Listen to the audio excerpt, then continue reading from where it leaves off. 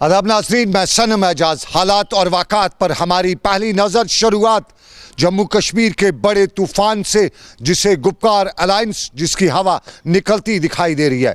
Gupkar alliance शुरू तो हुआ था बड़ा नाम लेके, लेकिन जो ही डीडीसी के इंतखाबात की बात हुई, पहले बात 370 की थी, 35A की थी, लेकिन बात पहुँचते पहुँचते इंतखाबात तक पहुँची। और इंतखाबात में जब बात पहुँची तो फिर गुपकार अलायंस की हवा निकलना शुरू हो गई। ज़मीनी सतह पर गुपकार अलायंस या यूँ कहें पीपल्स अलायंस कहीं दिखाई नहीं देने लगा। और पहले दिन ही जब सीटों का बंटवारा हुआ तो पीडीपी के कारकुनों ने हल्ला मचाया। जब 27 में से पीडीपी के हिस्से में सिर्फ 4 आई तो पीडीपी ने हल्ला मचाया। और उसके बाद जब दूसरे दिन दूसरा फहरिस्त जारी हुआ तो फिर बवाल उठना शुरू हुआ। और यही बवाल जनूबी कश्मीर से लेकर शुमाली कश्मीर तक, पुलवामा से लेकर बीरू तक देखने को मिला। और पुलवामा से लेकर कुपवारा तक हुए इस बवाल में जहां नेशनल कॉन्फ्रेंस को सीट मिली तो पीडीपी ने भी गुपकार अलायंस को एक तरफ रखते हुए डमी कैंडिडेट्स को उठाना शुरू कर दिया। कुछ जगहों पर बराह रास्त उम्मीदवार आए और तेज शाम गए हमारे पास खबर यही पहुंची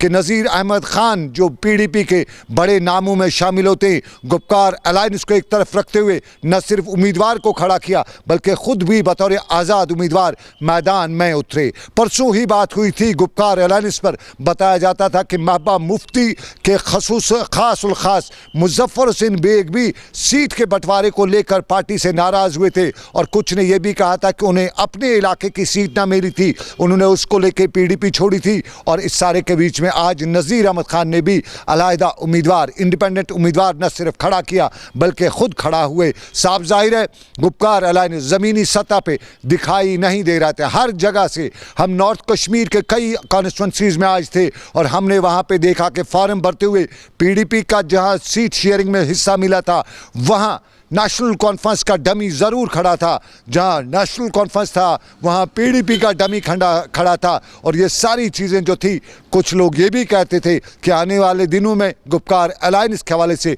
बड़े सवाल भी खड़ा कर सकती है। लेकिन गुपकार अलायंस के अहदेदारों में ख़ासतौर पर नेशनल कॉन्फ्रेंस और पीडीपी की टॉप ब्रास कहती है कि ये गुपकार अलायंस और इंतखाबात सिर्फ बीजेपी को दूर रखने के लिए हैं, बाकी मामलात में इकट्ठे हैं। और जब कहीं न कहीं सीट बंटवारे का मामला होगा तो इस तरह के मामलात देखने को मिल सकते हैं। इस सारे के बीच में महबूबा मुफ्ती आज साउथ कश्मीर में थी और पहलगाम के ऊपरी इलाकों में जब उन्हें दौरा किया तो पिछले दिनों सरकार के तरफ से ज़मीन को वापस लिए जाने के मामले को लेकर आज उन्हें सरकार पर इल्ज़ामात आयद करते हुए बताया कि वहाँ गुज्जरों के कोठे ढाए गए हैं, वहाँ ज़मीनों को हड़पा गया और हड़पने वाली सरकार है और ये सरकार का ये कदम वो चलने नहीं देंगे। इधर आज इंतखाबात का मामला यानी डीडीसी इंतखाबात और इन्हीं इंतखाबात के मामले में उम्मीदवार भी थे और मुंतज़िर भी थे।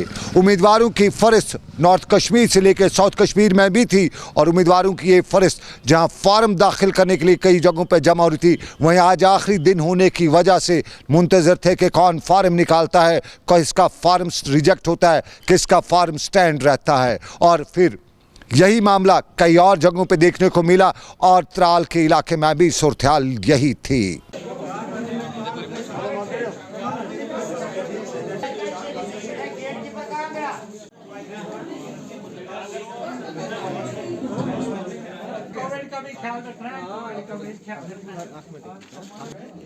ठीक है, अच्छा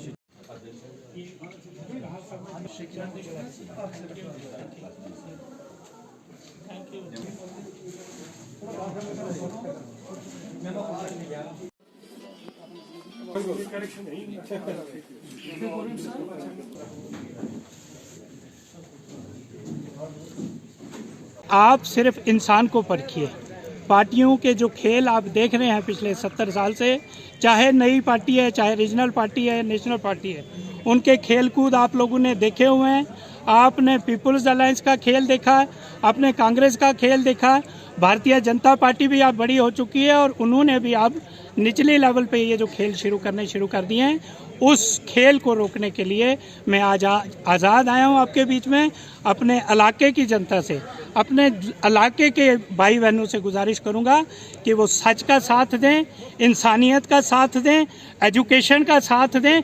क्योंकि डिस्ट्रिक्ट में जो आपका बंदा जाना है, पहले भी ऐसी गलतियां आप लोगों से हो चुकी हैं कि आप लोगों ने पार्टिसिपेट नहीं किया और नाअहल अनपढ़ लोग बीच में आके वो आज कुर्सियों पे बैठे हैं। मैं तो यही गुजारिश करूंगा, डिस्ट्रिक्ट में अगर आपने कोई बंदे को, रिप्रेजेंटेटिव को भेजना है, वो एजुकेशन के बेसिस पे उसको भेजो, उसकी नॉलेज के हिसाब से भेजो, उसकी कैपेबिलिटी के हिसाब से भेजो, उसकी इंटेलिजेंस से भेजो।